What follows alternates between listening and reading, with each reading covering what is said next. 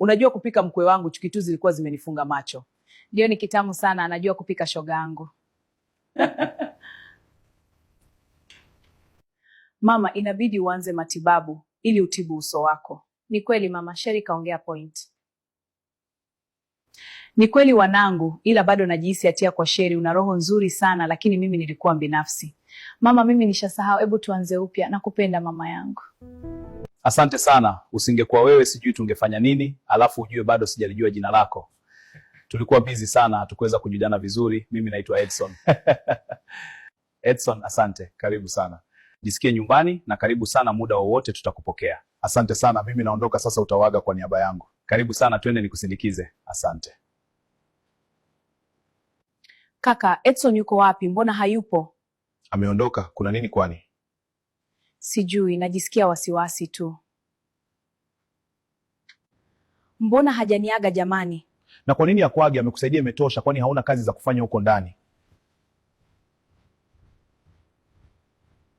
Mbona unaonekana una wasiwasi? Kuna nini kipenzi? Yaani huwezi amini, Edson aliniambia tukitoka kule ataniwa, lakini ameondoka bila kuongea na mimi.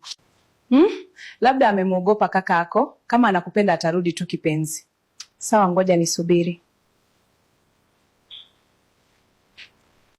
Sasa mama, leo unatakiwa uende utoe hizo bandeji. Uso wako utakuwa vizuri sasa.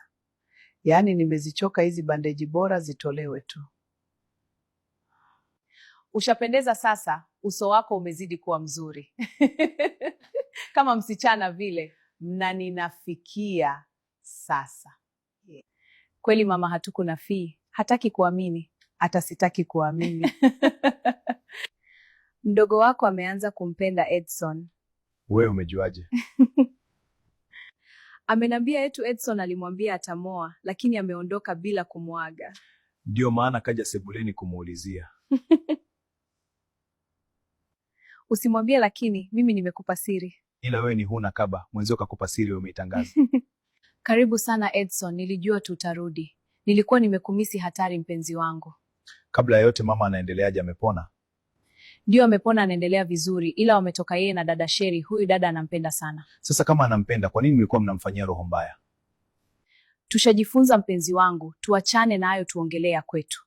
Kiukweli, tangu nisikie stori zako wewe na mama yako, hata hamu ya kukoa imeisha kabisa. Kwa nini mpenzi? Na kwa pia nimebadilika, niamini. Ninachojua jasiri haachi asili, ubaki salama. Edson, usiondoke. Mdogo wangu, mbona uko hivyo, umepatwa na nini? Edson amekuja leo, amesema hanitaki tena. Kisa amesikia stori yangu mimi na mama. Usijali mpenzi wangu. Achana naye, inabidi upate mwanaume ambaye atakupenda. Sio ambaye unamlazimisha akupende, sawa kipenzi? Sawa mpenzi, nimekuelewa. Asante kwa kila kitu. Sikujua ningepitia hili bila wewe. Wewe ni muhimu sana kwangu. Wanangu, asanteni kwa upendo wenu tangu nilipofika hapa. Lakini sasa nataka nirudi kwangu ili niwaache muishi kwa uhuru. Mama, kwa nini lakini? Labda uondoke mwenyewe. Naondoka na wewe. Ebu waache wenzako waishi kwa amani na ndoa yao. Tunaondoka leo. Mimi siendi. Mimi ndio nilikuita hapa, tutaondoka. Utake usitake, wanangu bakini kwa amani, mkirudi hamtotukuta. Sawa mama, usisahau kukabeba hako kafurushi kasibaki hapa. Wewe nuna tu, ila tunaondoka. Ukatafute na wewe mume wako tuje kwako. Tuondoke bana, usinikere.